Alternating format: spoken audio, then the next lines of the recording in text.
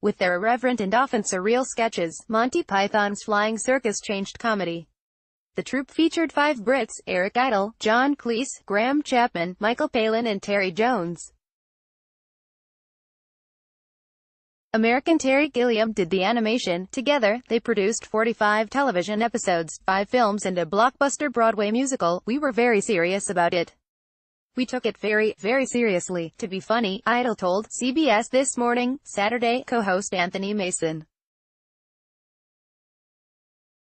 Idle adapted the film, Monty Python and the Holy Grail, into Spamalot, which premiered at the Shubert Theatre in 2005 and ran for almost 5 years. But Idle wasn't born to comedy. At age 7, he was sent away to a royal orphanage.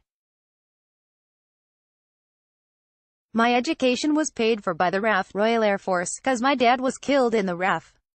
And every kid in my generation who was there, none of them had any fathers, Idle said. It was a fairly scary place. There was a dormitory 100 yards long. He spent 12 years there. You get less for murder, Idle joked. He eventually made it Pembroke College in Cambridge, a far cry from the orphanage, and quickly signed up to perform in a college revue. The very first piece of material I did was written by John Cleese, and after the show he came over and I met him. So my second term in Cambridge, and then my life changed, Idle said. After college, he teamed up with 2 other future Pythons, Terry Jones and Michael Palin, in a comedy show.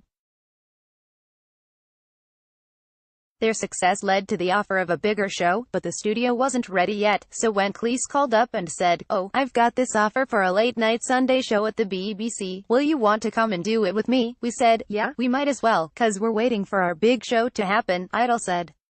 That big show never happened. Instead, in October of 1969, Monty Python's Flying Circus went on the air. And they had no idea what they were doing. We hadn't a clue. But we knew what we didn't want to do. We knew we didn't want to be safe, Idle said. In Britain, it was initially received with massive indifference, as Idle put it. But slowly, word spread and eventually made it to America in 1974. A year later, the group released Monty Python and the Holy Grail, which became the highest-grossing British film in America the next year. Even George Harrison declared himself a fan. Harrison would also come to his rescue. He paid for The Life of Brian, the movie. He mortgaged his house for the movie to be made because he wanted to see it, Idle said.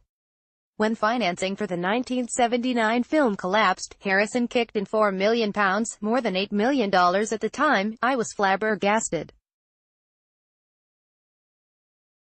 We were over here looking for financing and people would look at us like we're selling Springtime for Hitler, you know, and it was amazing, really, that he did that, Idle said. The film's final crucifixion scene featured a song written by Idle called "Always Look on the Bright Side of Life." That song would turn out to have a much longer life than Idle initially thought. About 13 years later it suddenly became a hit in England, 'cause all the football fans would start singing it on the terraces when they were losing, Idle said. It's become one of the most popular songs played at British funerals. I'm hoping to conquer American funerals shortly, Idle said. In 2014, the surviving cast members of Monty Python gave a farewell concert at the O2 Arena in London. So we got all these singers and dancers to do all Python songs. Otherwise, it's like 5 geriatrics, you know, sitting there doing sketches everybody knows, Idle said. It was powerful. It did feel like a good way to say goodbye and a good time to say goodbye. Idle has just released his memoir, Always Look on the Bright Side of Life.